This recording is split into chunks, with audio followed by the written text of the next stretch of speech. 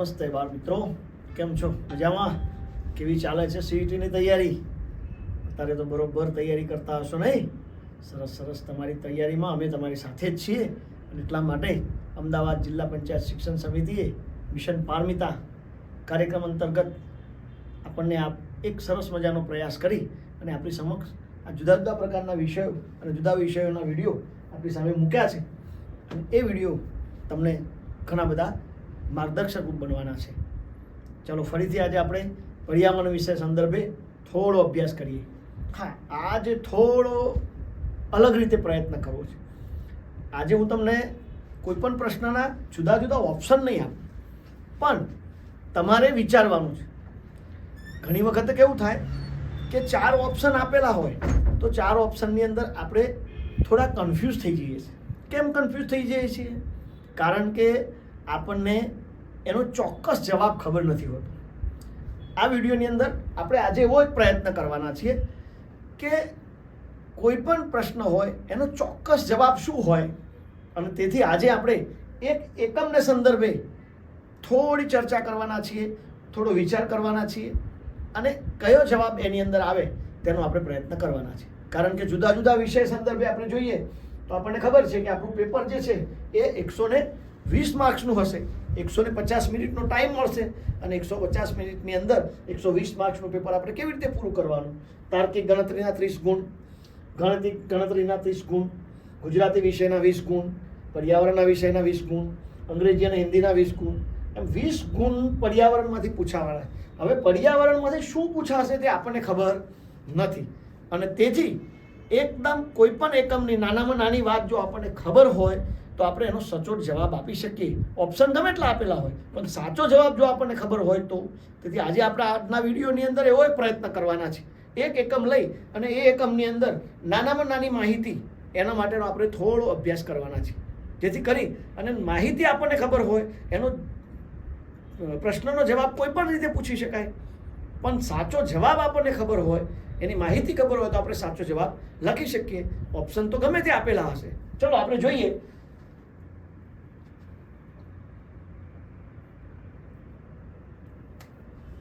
દસમો એકમ, દિવાલોની કહાની. આ એકમની અંદર કયા જિલ્લાની વાત આવે છે? અહીંયા આખો ગુજરાત રાજ્યનો આપણો નકશો આપેલો છે. ગુજરાત રાજ્યના જુદા જુદા જિલ્લાઓની અંદર આ એક જિલ્લો બતાવેલો છે.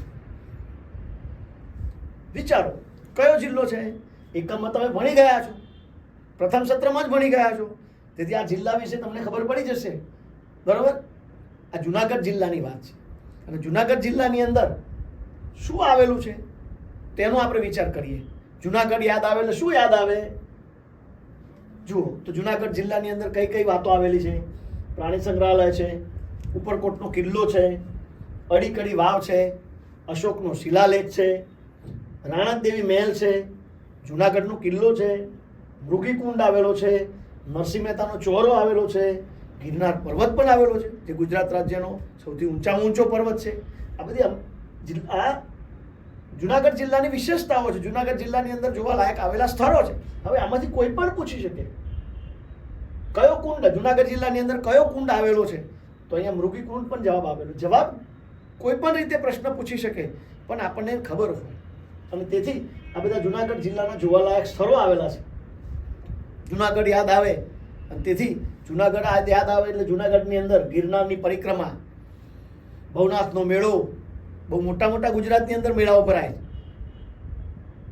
જુદા જુદા મેળાઓ ભરાય. એની અંદર તમે વૌઠાનો મેળો, ત્રિનેત્રેશ્વર એટલે તરણેતરનો મેળો, એવી રીતે ભવનાથનો મેળો.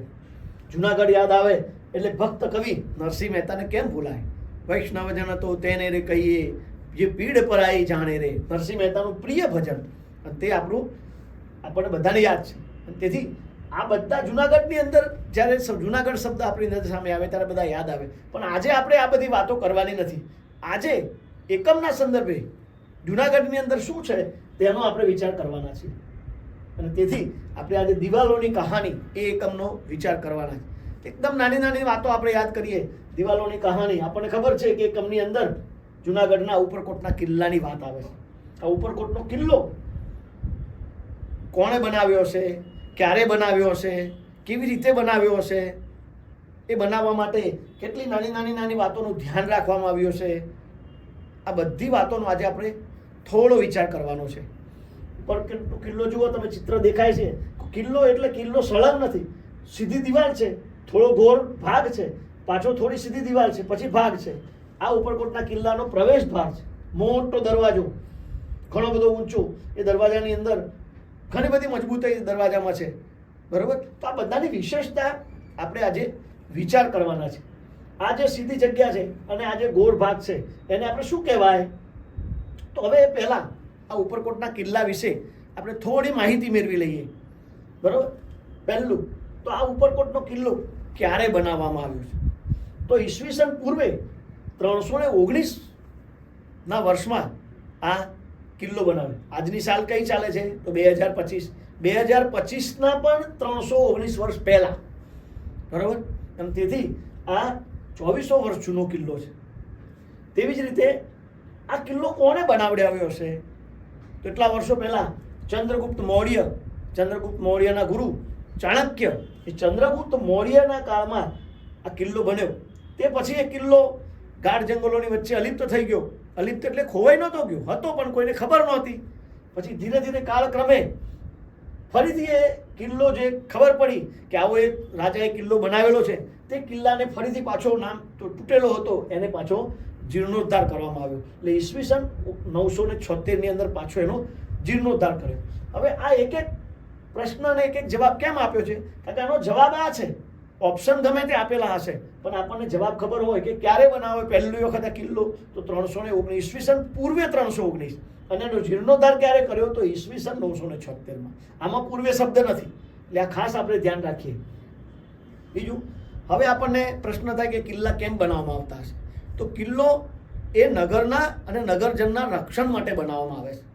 દુશ્મન રાજા એ રાજ્યના લોકો ઉપર ચડાઈ ના કરે, સરળતાથી ચડાઈ ના કરે, તેથી એની સુરક્ષા માટે આ કિલ્લો બનાવવો પડે. હવે જોઈએ તો કિલ્લામાં બીજું શું હોય?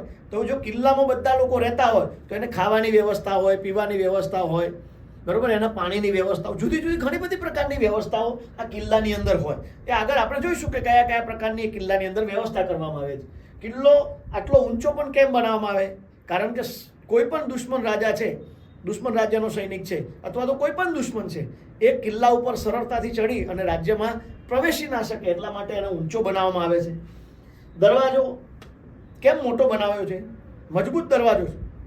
એ મજબૂત દરવાજાની અંદર સરળતાથી કોઈ પણ માણસ જઈ ના શકે, બહુ જ મજબૂત દરવાજો એ બનાવવામાં આવ્યો છે. રાજા પોતે એ રહેવા માટે કિલ્લો બનાવતા હશે? તો હા, રાજા પોતે રહેવા માટે અને નગરજનોને રહેવા માટે એ કિલ્લો સુરક્ષિત રીતે બધા લોકો રહી શકે. અને તેથી કેમ? કારણ કે પહેલાંના જમાનાની અંદર એક રાજ્ય બીજા રાજ્ય ઉપર ચડાઈ કરતું અને એ રાજ્ય પોતાના રાજ્યમાં ભેળવી દેતું. આવી રીતે રાજાઓ વચ્ચે યુદ્ધ થતા અને તેથી પોતાના રાજ્યની રક્ષણ માટે અને રાજ્યના લોકોના રક્ષણ માટે આવી રીતે કિલ્લા બનાવવામાં આવતા હતા. હવે કિલ્લાની અંદર શું શું આવેલું છે તેની એક એક વાત આપણે જોઈએ. પહેલું છે ગઢ. તો ગઢ કેમ બનાવવામાં આવતા હશે? તો ગઢ બનાવવા પાછળ રાજ્ય ઉપર અથવા તો કિલ્લા ઉપર એ કોઈ હુમલો નથી કરતું ને, કોઈ દુશ્મન એની ઉપર આવતો નથી ને, એના માટે આવા ગઢ બનાવવામાં આવે. આ ગઢની અંદર તમે જુઓ તો ઉપર એક ગોળાકાર ભાગ, આવી નાની નાની બારીઓ મૂકવામાં આવે. આ નાની નાની બારીઓ કેમ મૂકવામાં આવે? તો આ બારીની પાછળ જે કિલ્લાના સૈનિકો હોય, સૈનિકો બહાર કોઈ દુશ્મન ના આવતો હોય તે જોતા હોય. એટલે બહારથી કોઈ દુશ્મન આવતો નથી ને, તેને છુપી રીતે જોવા માટે આ ગઢમાં આવી બારીઓ મૂકવામાં આવે છે, બરોબર. હવે આ ગઢ બનાવવાનો તો હમણાં જેમ કહ્યું એમ કે ભાઈ છુપી રીતે કોઈ દુશ્મનને જોવા માટે, જેથી કરીને દુશ્મન અંદરના સૈનિકને જોઈ ના શકે પણ અંદરનો સૈનિક એ દુશ્મનને જોઈ શકે. અને જો વધારે ગંભીર જેવું લાગે કંઈક તો એ સૈનિક એ આવાવાળા દુશ્મન ઉપર હુમલો પણ કરી શકે એના માટે, બરોબર. હવે ગઢની રચના આવી કેમ કરવામાં આવી? ગોળાકારે, તો જેથી કરીને એની પાછળ એ સૈનિક ઊભો રહી શકે અને જોઈ શકે.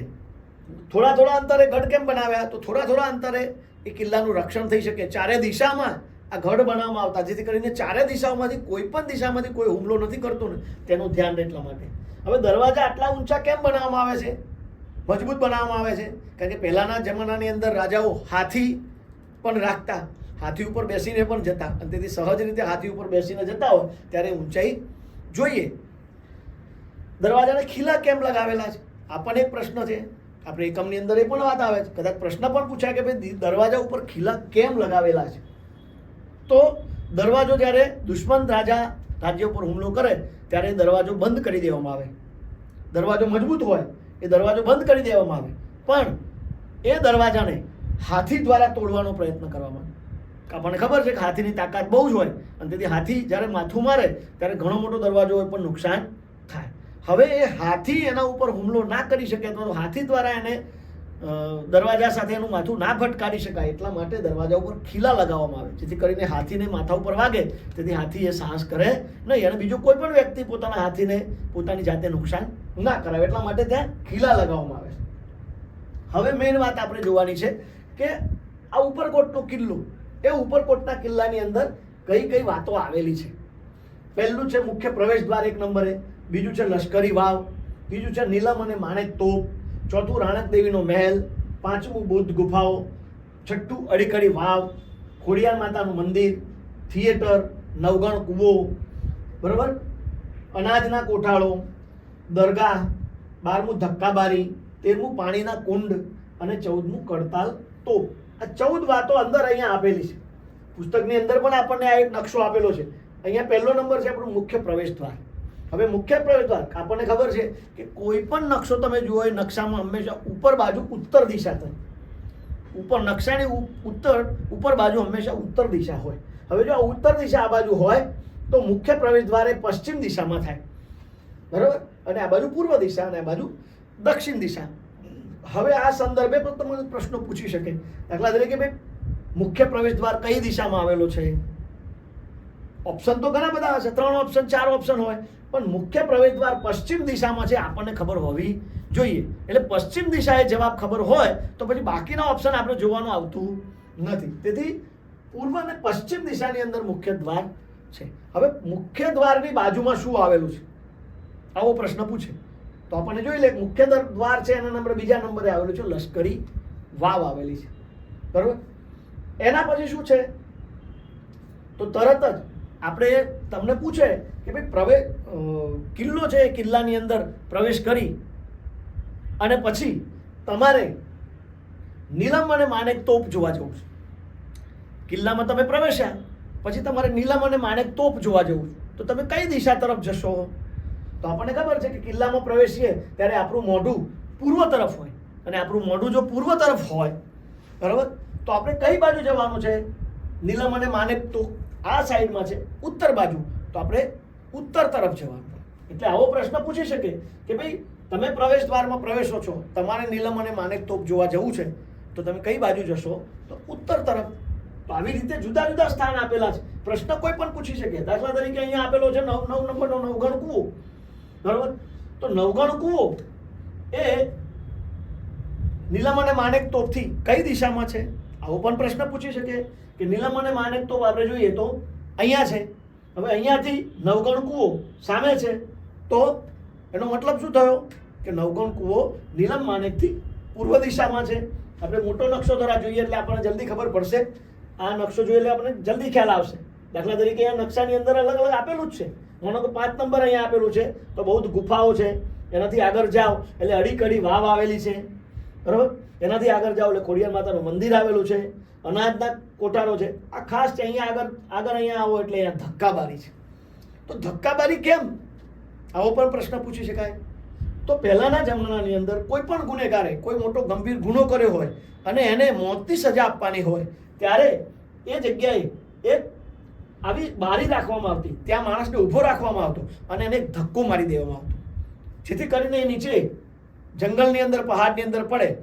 જો એનું મૃત્યુ થાય તો એને મોતની સજા, પણ જો એ બચી જાય તો પછી એ ભગવાનની કૃપા.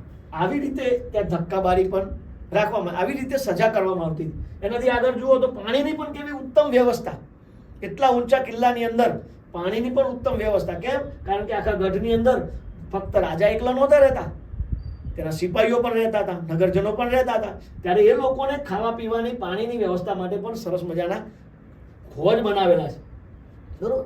તો આવી રીતે આખી આ કિલ્લાની વ્યવસ્થા છે. તો ઉત્તર તરફ શું આવેલું છે? તો અડીકડી વાવ આવેલી છે, ખોડિયાર માતાનું મંદિર ઉત્તર તરફ આવેલું છે, થિયેટર છે એ ઉત્તર તરફ આવેલું છે, પૂર્વ તરફ શું આવેલું છે? તો પૂર્વ તરફ આ બાજુ જોઈએ તો નીચે આ જે છે એ નવગણ કૂવો આવેલો છે, પછી બાજુમાં દરગાહ પણ આવેલી છે, 10 નંબરે અનાજના કોઠાળો, અનાજને સાચવવા માટે સંગ્રહવા માટે કોઠાળો પણ બનાવવામાં આવતા તે પણ આપેલું છે, પૂર્વ અને દક્ષિણ તરફ પાણીના હોજ છે, બરાબર. તો આવી રીતે ઉત્તર દક્ષિણ તરફ કોઈ પણ પ્રશ્ન પૂછે તો આપણને એનો ખ્યાલ આવે કે કઈ બાજુથી કઈ બાજુ. દાખલા તરીકે કોઈ પૂછે કે ભાઈ પાણીના હોજ છે, તેનાથી અનાજના કોઠાળો કઈ દિશા તરફ છે? તો આપણે પાણીના હોજ જોઈએ તો દક્ષિણ દિશા તરફ છે, કોઠાળો છે એ ઉત્તર દિશા તરફ છે, તો ઉત્તર દિશા તરફ.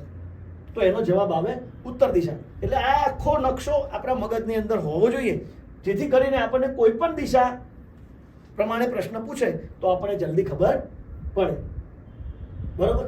હવે આપણે એ કિલ્લાની અંદર રહેલી જુદી જુદી વસ્તુઓ, દાખલા તરીકે નીલમ તોપ, તો આ નીલમ તોપ ક્યાંથી લાવ્યા? આવો પણ પ્રશ્ન પૂછી શકે કે નીલમ તોપ ક્યાંથી લાવ્યા? તો દીવની લૂંટમાંથી, દીવને લૂંટ્યું ત્યારે આ નીલમ તોપ ત્યાંથી લાવ્યા હતા. જવાબ આટલો જ છે, બાકીના ઓપ્શન ગમે તે હશે પણ જવાબ આપણને ખબર હશે કે ભાઈ નીલમ નામની તોપ છે એ દીવની લૂંટમાંથી લાવ્યા હતા. પછી ઓપ્શન ગમે તે હોય, જવાબ આપણને ખબર પડી જશે. બીજો પ્રશ્ન છે કે નીલમ તોપ કોણ લાવ્યું હતું? દીવની લૂંટ વખતે કોણે લૂંટ્યું હતું? તો મલેક ઇયાદ નામના વ્યક્તિ, મલેક ઇયાદ નામના સેનાપતિ હશે કે વ્યક્તિ હશે, તે આ નીલમ તોપ લાવ્યા હતા. કારણ કે નીલમ અને માણેક 2 તોપ આવેલી છે, તો બંને તોપ વિશે નીલમ તોપ દીવની લૂંટમાંથી મલેક ઇયાદ લાવ્યા હતા. ત્રીજી વાત છે કે માણેક તોપ ક્યારે વપરાઈ હતી? માણેક તોપનો બહુ ઓછો ઉપયોગ કરવામાં આવતો, તો એ માણેક તોપ ક્યારે વપરાય? તો ઈસવીસન 1538માં એનો ઉપયોગ કરવામાં આવ્યો, પછી એનો ઉપયોગ કરવામાં આવ્યો નથી. હવે એ ઉપયોગ કેવી રીતે કર્યો? તો ઈસવીસન 1538માં કોની વચ્ચે યુદ્ધ થયું હતું તો આનો ઉપયોગ થયો હતો? તો આ જવાબ છે ગુજરાતના સુલતાન અને પોર્ટુગીઝો વચ્ચે જ્યારે યુદ્ધ થયું ત્યારે આ માણેક તોપનો ઉપયોગ કરવામાં આવ્યો હતો. એટલે નીલમ અને માણેક એના તોપ વિશેની માહિતી અહીંયા આપણે સમજી લઈએ. નીલમ તોપ એ દીવની લૂંટ વખતે લાવ્યા હતા, માણેક તોપ છે એ ઈસવીસન 1538માં વપરાય, ગુજરાતના સુલતાન અને પોર્ટુગીઝનું યુદ્ધ થયું ત્યારે. આગળનો પ્રશ્ન જોઈએ આપણે કે જુનાગઢના કિલ્લા પર કોણે હુમલો કર્યો હતો? બરોબર. તો જુનાગઢના કિલ્લા ઉપર સિદ્ધરાજ જયસિંહ હુમલો કર્યો હતો.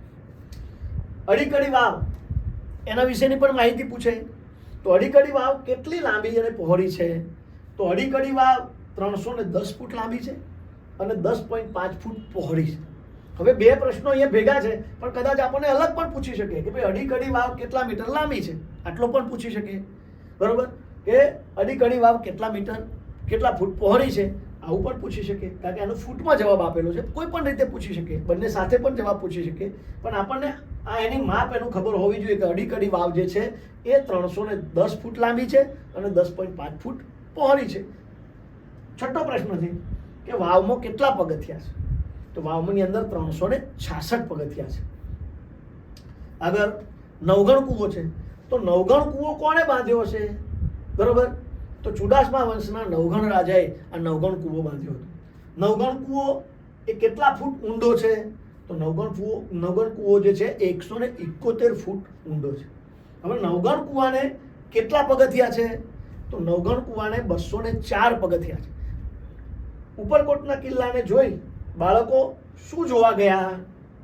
તો ઉપરકોટનો કિલ્લો પૂરો થયો પછી બાળકો શું જોવા ગયા? આવું પણ પ્રશ્ન પૂછે. આપણા એકમની અંદર છે કે ઉપરકોટનો કિલ્લો જોયા પછી બાળકો ક્યાં ગયા? તો બાળકો સંગ્રહાલય જોવા માટે ગયા. તો આવી રીતે આ આખો જ પાઠ, આખો જ એકમ, એ એકમની અંદર આવતી ઝીણી ઝીણી માહિતી, બરોબર, એ ઝીણી ઝીણી માહિતી જો આપણને ખબર હોય તો પ્રશ્ન ગમે તે રીતે પૂછે પણ આપણને તેની ખબર પડી જાય. ફરીથી આપણે એક વખતે રિવાઇઝ કરી લઈએ કે આ એકમની અંદર કેવા પ્રશ્નો પૂછી શકાય. નાના, બરોબર. તો આ કિલ્લો ક્યારે બનાવવામાં આવ્યો હતો? ઈસવીસન પૂર્વે 319માં. કોણે બનાવડાવ્યો હતો? તો ચંદ્રગુપ્ત મૌર્યએ. ફરીથી એનો જીર્ણોદ્ધાર ક્યારે કર્યો? તો ઈસવીસન 976ની અંદર, બરોબર. આ કિલ્લો, આ ગઢ છે, તો ગઢને આવી રીતે કેમ બનાવવામાં આવે છે? તો સૈનિકો, રાજ્યના સૈનિકો એ ગઢની પાછળ દુશ્મનોને જોઈ શકે અને એના ઉપર હુમલો પણ કરી શકે. એ પાછળ જે નાની નાની બારીઓ આપેલી છે, નાના નાના ખાના આપેલા છે, આ નાના નાના ખાનાની અંદર સૈનિકો પાછળ છુપાઈ અને બંદૂક લઈને બેઠા હોય તો એને બંદૂકથી પણ હુમલો કરી શકે એટલા માટે નાની બારીઓ, બરાબર. આ નકશાની આપણે વાત કરીએ તો નકશામાં આટલી આટલી વસ્તુઓ આખા ઉપરકોટના કિલ્લાની અંદર આવેલી છે અને તે કઈ વસ્તુ કોના જમણી બાજુ છે, કોની ડાબી બાજુ છે, એની પણ આપણે સરસ ચર્ચા કરી. તો આમાંથી આવો પણ પ્રશ્ન પૂછી શકાય, બરાબર. તો એ પણ આપણે થોડું ધ્યાન રાખીશું. એની સાથે સાથે આપણે નીલમ અને માણેક તોપની પણ વાત કરી કે નીલમ તોપ છે એ દીવની રૂટમાંથી આપણને મળી હતી. નીલમ તોપ જે છે એને કોણ લાવ્યું હતું, બરાબર? મલેક યાદ નામના વ્યક્તિ નીલમ નામની તોપ લાવ્યા હતા. માણેક તોપ ક્યારે વપરાય તો ઈસવીસન 1538માં વપરાય, બરાબર. 1538માં કેમ વાપરી હતી તો ગુજરાતના સુલતાન અને પોર્ટુગીઝો વચ્ચે યુદ્ધ થયું હતું, તેથી એનો ઉપયોગ કરવામાં આવ્યો હતો. જુનાગઢના કિલ્લો છે એના ઉપર કોણે હુમલો કર્યો હતો? સિદ્ધરાજ જયસિંહ હુમલો કર્યો હતો, બરાબર. રાણક દેવીના અપહરણ માટે સિદ્ધરાજ જયસિંહે હુમલો કર્યો હતો. અડીકડી વાવની કેટલી લંબાઈ અને પહોળાઈ છે તો 300 ફૂટ 310 ફૂટ લાંબી છે અને 10.5 ફૂટ પહોળી છે. વાવમાં કેટલા પગથિયા છે? 366 પગથિયા છે. નવગણ કૂવો કોણે બંધાવ્યો હતો? ચુડાસમા વંશના નવગણ રાજાએ બંધાવ્યો હતો. તો આવી ઝીણી ઝીણી માહિતી જો આપણને એનો સાચો જવાબ ખબર હશે, નવગણ કૂવો કેટલા ફૂટ ઊંડો છે તો 171. હવે 171 જવાબ ખબર હશે નવગણ કૂવા વિશે તો ઓપ્શન આપણને ગમે તે પૂછશે, આપણે ક્યારે કન્ફ્યુઝ થશું નહીં. તો આવી રીતે આ એક જ એકમની વાત કરી તો એકમની અંદર આપણે ઘણી બધી માહિતી, નાનામાં નાની માહિતી અને એને આપણે સમજવાનો પ્રયત્ન કર્યો. બાળ મિત્રો, તમે બધા સરસ પ્રયત્ન કરતા હશો, તમે સરસ તૈયારી કરજો જ. તમને આ બધા વિડીયો જોયા પછી તમને પણ પોતાને થોડો આત્મવિશ્વાસ આવ્યો હશે કે આ CETની પરીક્ષા એટલે આપણી સ્કૂલમાં લેવાય તેવી જ એક પરીક્ષા જ છે.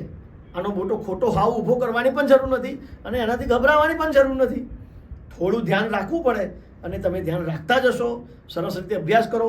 આવી જ રીતે કોઈ પણ એકમની તૈયારી કરો ત્યારે ઝીણામાં ઝીણી માહિતી એ તમારી નજર સામે આવવી જોઈએ. કારણ કે પર્યાવરણ વિષયમાંથી 20 માર્ક્સના જ પ્રશ્નો પૂછાવાના છે. હવે જો 20 માર્ક્સના પ્રશ્નો પૂછાવાના હોય તો પ્રશ્ન તો કોઈ પણ પૂછી શકે.